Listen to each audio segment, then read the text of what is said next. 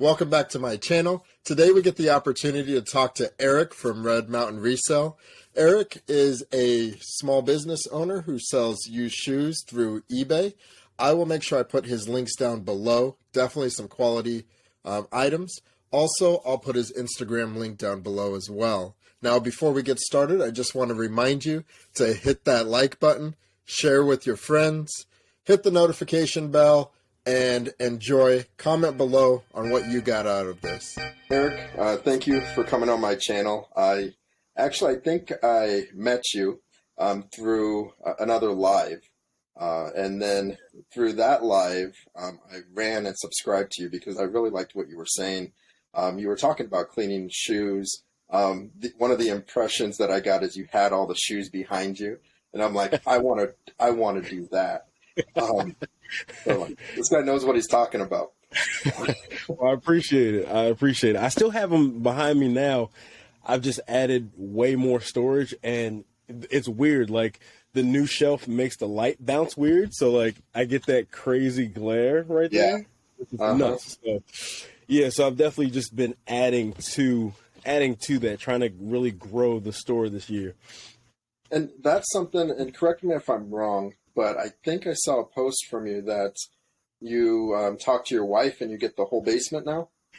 Yeah, so that was kind of interesting because I was thinking about expanding, and it's the new year, so a lot of people are posting stuff, and a lot of the people I follow are posting, they're moving into a warehouse or a storage unit, and I'm telling my wife, like, I really want to keep this in the house for now, and I think I can do it, but I need the entire basement, and right now I have like a quarter of the basement. It's like the unfinished area. Yeah. Out there is like couch, TV, kids area, and I'm like, I want all of that. And she was like, okay, you just have to give the kids your office so they have somewhere to play still. I'm okay, done. So we're getting a bunch of stuff together now to probably photograph tomorrow to put on Marketplace, like a couch and a TV and some other stuff, and start that process, getting us out of here. I'm super excited. So that tells me that you don't want to stay stagnant and stale and just continue to be happy with the status quo of where you're at right now. So with that, can you talk about what your mindset is of growing your business and why you're looking at doing that? Yeah, it's a really good question because I did a lot of reflecting on how I approached situations last year. And last year I would source a bunch with no plan after that, right? So I didn't have anywhere to store extra shoes that I was getting. I didn't have any like processes on how to kind of sort them and then clean them in a reasonable amount of time. And I told my wife this year, the plan is to set myself up before then, right? So like I said, I added all these shelves because I know where I want to be in about 2 months. And with me getting that area set up on the other half of the basement, that will prepare me for the next 6 to maybe 9 months to actually like grow, but slowly and like, how do I say it? Like, intentionally would be the best way to describe it. I love that word, intentional. If we're intentional about something, that's, I think, when we're going to succeed. And so that brings up my next question. It's really a theme that kind of has been coming through most of my YouTube videos is when you're intentional about it and you sat down and reflected, I imagine you had a journal, you had some type of notepad. Am I imagining that correctly? Bullet points and then kind of a plan on how to move that forward? Yes. So I have notepads everywhere. And then even in my email, I have drafts from when I'm like on the go and I just write something down. But at the end of last year, I actually bought a calendar and I started using that calendar like every day. And the one that I got for this year, I'm doing exactly that. I'm kind of mapping out where I want to be by the end of the month. And where I should be in my mind by the end of next year or by the end of this year. So I'm definitely trying to plan ahead. And my biggest thing is I'm trying to work on is going back to my notes. I usually write them and then I move on and never hit them all. So really making it a point to go back and hit the goals.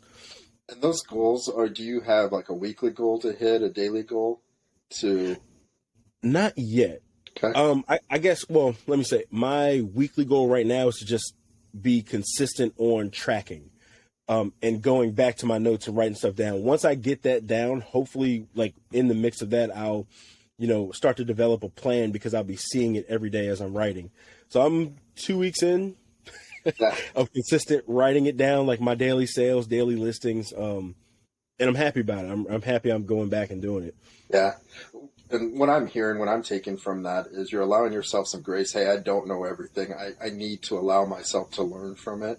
And that knowledge that you're writing down is going to set you up in the future. So I think that's a point that needs to be hit home. You don't have to be perfect right away.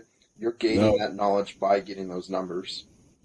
Yeah, and that's exactly right. Like I always tell myself, you don't know everything, so be open to learning things. And even now, like I still watch YouTube videos of people that I've been following for a long time, current and the old things, because maybe I've missed some things, and slowly incorporating little pieces into the business every day, every week, and it's getting better. Every day, every week, it's getting better. It's just staying consistent and staying on top of stuff, and you'll definitely get there. And I want to be honest as well. I have some numbers that I'm doing something very similar on a spreadsheet, keeping track of numbers. Nice. So I get where you're coming from. It can be hard. And that's kind of why I ask those questions. I mean, those are my detriments, the things that I'm working on. So I like to find out what other people are doing. Yeah, it's so I actually just bought the Hustle and Hooks spreadsheet because everyone's raving about it. I got it and it looks amazing. And I'm telling my wife, like, I just need like 20 minutes to just sit down and like actually learn it and get good. And then I can apply that consistency to, filling that out every day. I'm glad you mentioned them. I bought their spreadsheet the year before. It is a great spreadsheet. But goes back to what I said. I didn't use it properly, inconsistently. I was able to say I didn't like it, that I wasn't doing it consistently because it's a great tool, but I didn't use it right. So I went a different direction now, and it goes back to giving myself grace. Okay, you made that error. This other area is working better for me. And that other thing, and I don't recommend it for everybody, but I use QuickBooks. QuickBooks is clunky for people, but I've already been certified in it. That's something I'm familiar with. So why not go with something I'm familiar with? So see, I tried QuickBooks early last year. It didn't work for me, so I moved to GoDaddy. Their bookkeeping, and I still have it now.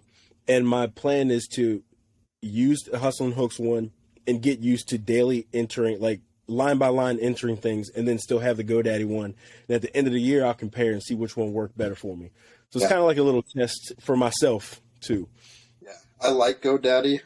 My frustration with GoDaddy, and this is something I would recommend, make sure you go in every once in a while, make sure your bank and eBay is still connected. Yes. Yep. That's why I went away with GoDaddy. It was getting frustrating for me. So again, it was easier for me to go to something I knew as well. Yeah, absolutely. I do want to talk about, you mentioned, or I asked about you're expanding your business, and you talked to your wife about that. That's great. You have that support system. Can you talk a little bit about your support system, and are they involved in the business, or how do they support you? She's been more than I could imagine and ask for, because she does, as far as helping with the business directly, she does all my drafts for me, and I do pay her because it's like outsourcing a job. Yeah. And she does phenomenal with it. Even when again, like I was saying, as I learn things, I incorporate them. So I was watching a daily refinement video on how to use keywords and how to line up your titles. So I gave that to her, and she's like, okay, I got it. But she's always been there for me to bounce ideas off of. And the funny thing is, a handful of times when I bring an idea to her, she was like, yeah, I know. I was just waiting for you to get there. I didn't want to tell you, but I could see you going in that direction. Yeah. And it's time. And if it's, jumping in, sorting shoes with me, adding things into the spreadsheets, just taking the kids for an extra hour or two, like, she's been so supportive. And I think that goes back to when I first brought the idea of reselling to her. I came to her with an idea that was detailed and how I was going to, like, my steps to get there. And my original steps were, hey, I'm going to sell my personal things, get some capital, and then start. And she was just like, okay, you're not playing with, our bill money, our house money. Yeah, give it a shot. And I think she's seen it grow and my ideas grow as well. And she's been 100% on board, and it's amazing. I say it's amazing because I've seen some stories and people talk about they don't have supportive family members or friends, and I couldn't imagine trying to do all of this with negative energy on in your ear, like, hey, that's not going to work. Right. You're not going to sell this. You can't make a living doing this, right? Like, yeah. So she's definitely been the rock for sure. I believe the negative energy can drive somebody or let me rephrase that, motivate somebody for a little bit, but it won't stay consistent. Yeah. You need that positive energy and that push. One of the things that you mentioned that I like is she knew something, but she allowed you to grow to get there. Sounds like a great person. Yeah, she's amazing. It's kind of frustrating because I'm like, oh, you could have told me this 3 weeks ago, but she knows me and she's like, no, I wanted you to get there, so you can see that, you can see it for yourself. And she was like, I knew you would get there.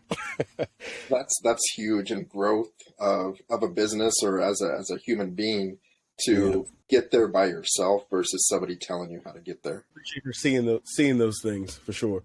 Yeah, that's awesome. How about your kids? I want to know. Your kids have any part of the business? I don't know how old they are. I don't know a lot about your family on that point. Yeah, 3 and 5. So not too much. They always have hilarious questions like, are these all your shoes, Daddy? Can we have some of these shoes, Daddy? What are you doing back here, Daddy? So it's always, cute little fun questions. Two girls, 3 and 5.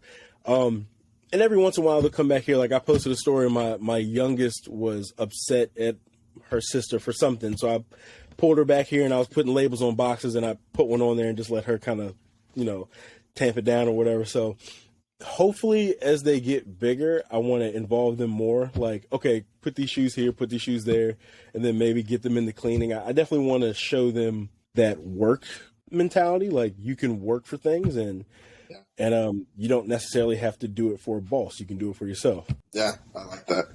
And that's one of my goals as well. My kids are older. I mean, 21 and 18 as of a couple of days ago. I'm terrified of that. Congratulations. Yeah, enjoy the time now. But so, of course, I have a different impact on them now that I'm working on this business for about a year and a half. But that impact now, I'm hoping that they know they have at least they have options that they can create their own business. And I like that you're doing that from, I'm going to say day one, but when they're little. That's the goal, man. I'm pretty sure most of us grew up the same way, go to school, graduate, go to college, graduate, and get a good job. And that may work for some people. And for me and my wife, that has worked up until this point, or up until I want to say COVID for me. And then I had time to research other things. And I'm like, oh, you don't have to just live one way. Like, you don't have to just do it because you were taught that way. And that's the way society says you're supposed to be. So it's exciting. It's exciting. How long have you been selling shoes? I've only been selling shoes since about March of last year. Okay. So I was selling a bunch of random things before, and then I started looking for other things to sell because those, like, I was doing Amazon liquidation lots, and they're very inconsistent, and it's more gambling than anything really. Started looking for other things to sell, and I came across Renzi, and I was like, people don't sell shoes for money. So I ended up hitting thrift store, getting a few pairs, and that first pair sold rather quickly for great profit. I'm like, okay, this might be a thing. And then it just snowballed into this, getting rid of everything else that I was doing and just kind of focusing in on this one category. And yeah, I definitely wish I had done that sooner. I am all over the place, but I've been doing this for about a year and a half and learning.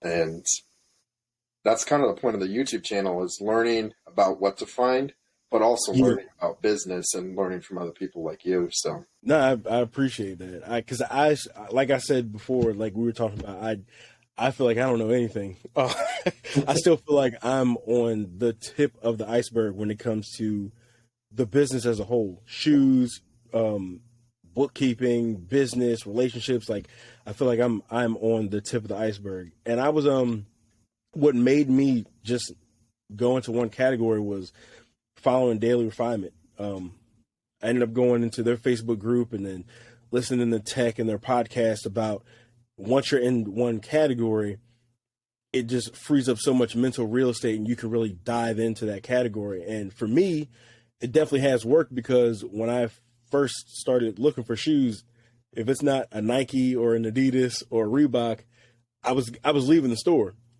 And like now focusing on that one category, I've learned all these different brands so I can really maximize my time in the store, because I'm only in one section. Man, let me tell you, when I when I decided to stop doing the liquidation lots, and I was like, all right, I'm just going to go out and source. I went to the thrift store and I was all over that place. Like if it had a brand on it that I recognized, I was grabbing it and putting it in my cart. I wasn't looking anything up, nothing. And that was it was a good mistake, right? Yes. Like to get home and then look all this stuff up. I'm like, most of this stuff isn't worth anything. I got a cart full of ties that have all these name brands on it. They're not worth anything, and I can't return them. So yeah, a lot of that stuff ended up being redonated. So it's definitely a learning process. and this is something I ask a lot on my channel as well, is do you ever pause and kind of look back on how far you've come?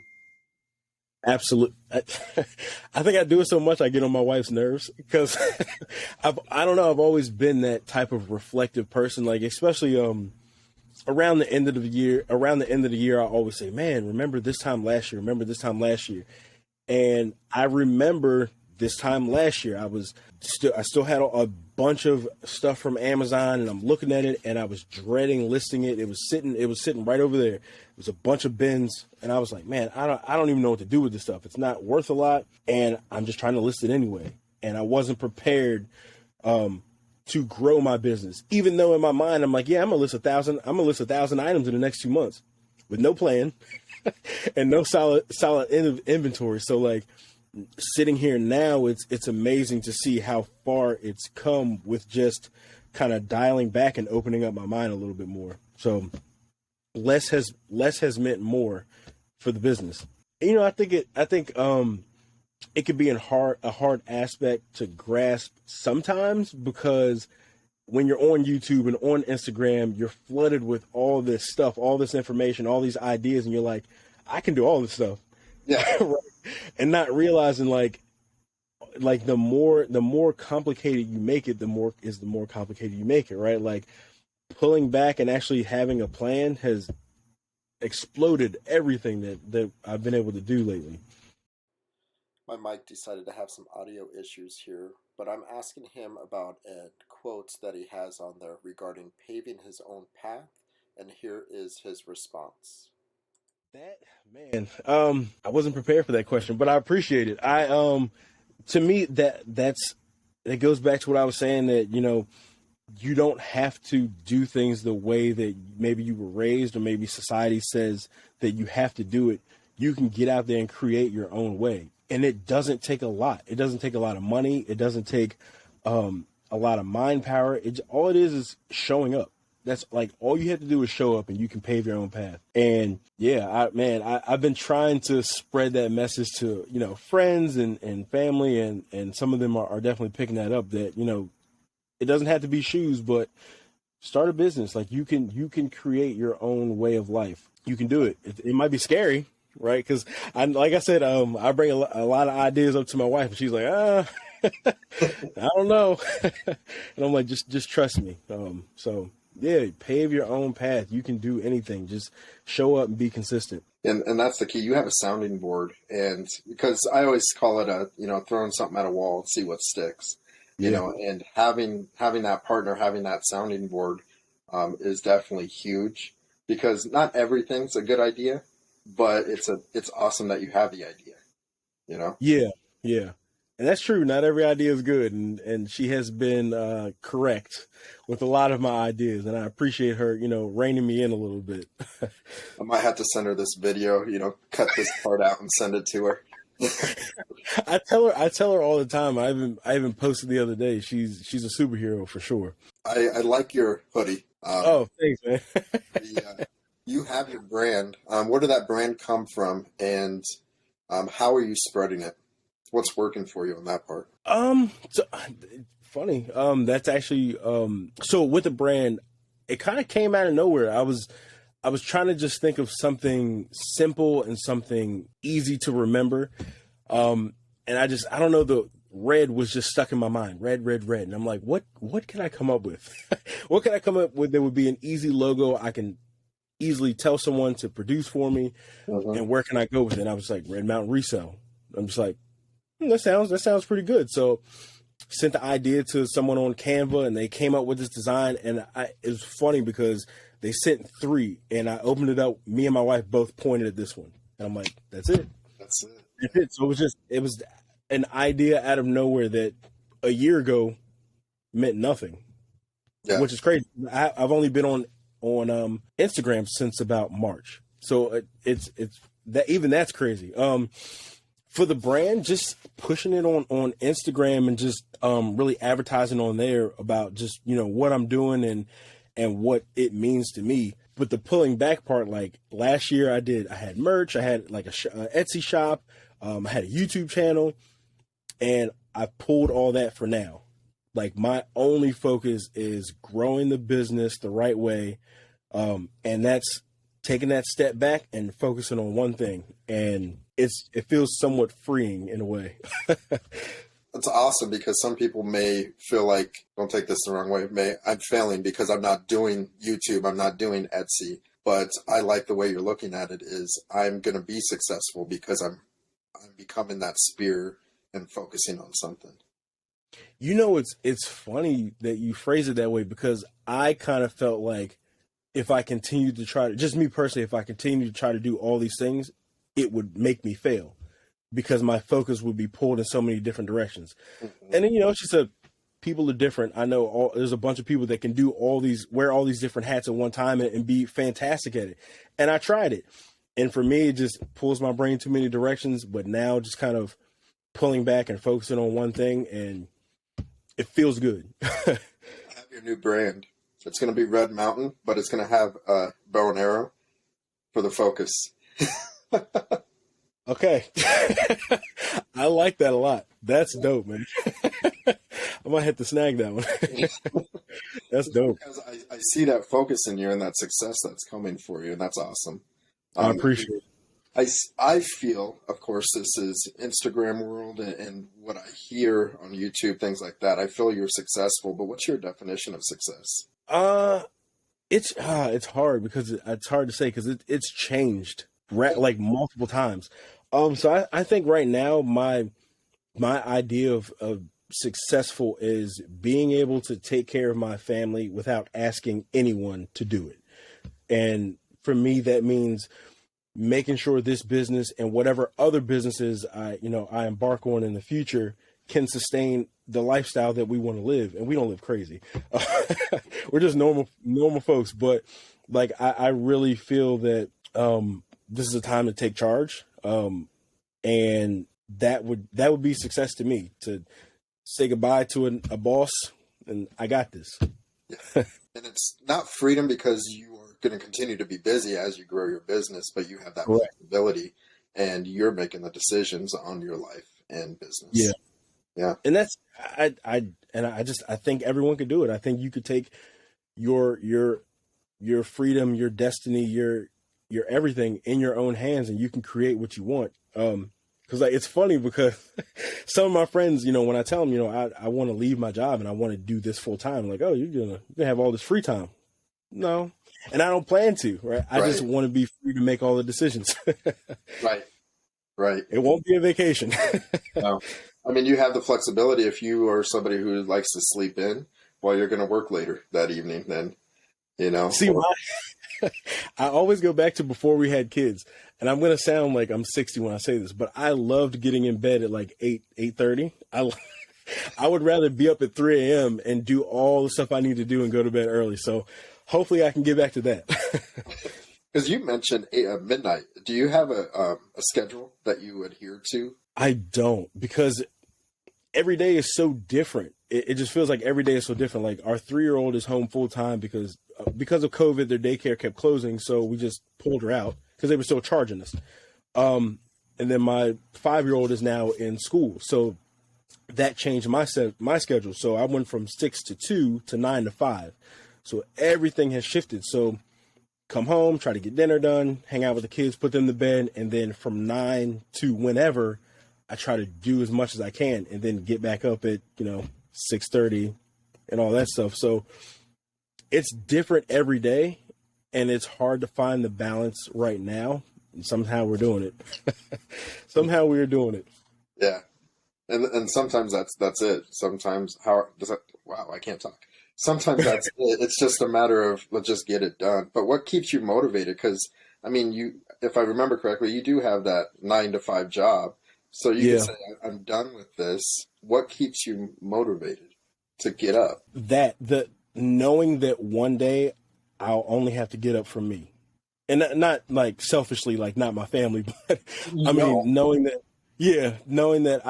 I'm getting up for me, and that gets me out of bed. That's exciting now. And I even told my wife on Sunday, I was like, I hate this feeling. I hate the feeling of now it's the end of the weekend, right? 2 days.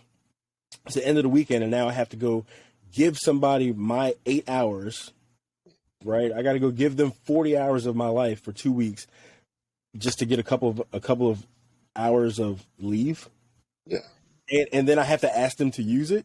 It just doesn't sit right with me. So yeah, my motivation is trying to get away from that mindset and that lifestyle. Maybe I shouldn't ask the question because one of my final questions, as you know, my channel is called Abel's Treasures, and I like to ask everybody, what is your greatest treasure? My family. My family. 100%.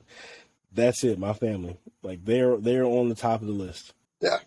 I just wanted to thank you for coming on my channel. This is what it's about. A lot of the keys that you have that we talked about are things that I want to get out because I know there's a young person out there that wants to start a channel, that wants to start a small business. Like you said, it doesn't have to be reselling. No. But they're going to get frustrated. And a lot of the things that you said, if they're going to be able to pull those out, I think will help them. And that's kind of the point of this. So thank you very much.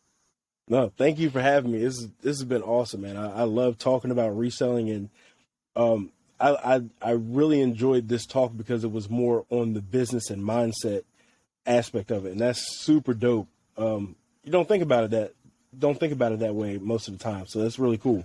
Yes, thank you, Eric. The mindset of a small business owner and entrepreneur is the key factor of success.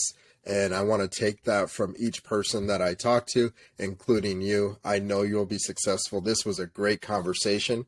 And it's, again, my job to pick out 3 items that I pulled out from that conversation. So number 1, grow intentionally. And that's something I definitely believe in. But how do you grow intentionally? First of all, know what part of the business plan that you want to grow, what part of business that you want to grow, and focus on that. Now, why are you wanting to grow that part of the business? Also, make a plan to accomplish that. That's how you're going to grow it intentionally. Number 2, less is more. I like how Eric talked about, really honing in on the reselling business, and it's okay to drop other items like YouTube or Etsy and just honing in on his business, sharpening that spear and that focus. I'm actually reading a book called Traction right now, and one of the examples that they gave was a real estate educational company had a 10-page business plan. The owner asked them to break it down to a 5-page business plan, and then they came back with it, and then he asked to go down to a 2-page business plan, if I remember correctly. Well, the reason he asked to do that was to hone in on what their vision is and what they wanted to accomplish. By doing that, they became one of the largest educational real estate companies in the United States. So, Eric, you're on the way to be successful because you're focusing in, and I really wanted to point that out. Number three actually comes from Eric's wife, coming from Eric. Now, one of the examples he gave was his wife had an idea, but she sat back and allowed Eric to get to that point. In everyday life, we want to help people and tell them you should do this, you should do that. Some of us are not ready for that, so we have to give people space to be able to grow. Eric was able to get there, and again, will be more successful. I really enjoyed the conversation about that dynamic between business partners, husband and wife on how that business is growing. I want to thank everybody for visiting. I enjoyed this conversation with Eric. The greatest treasure is connections with people. Take care of each other.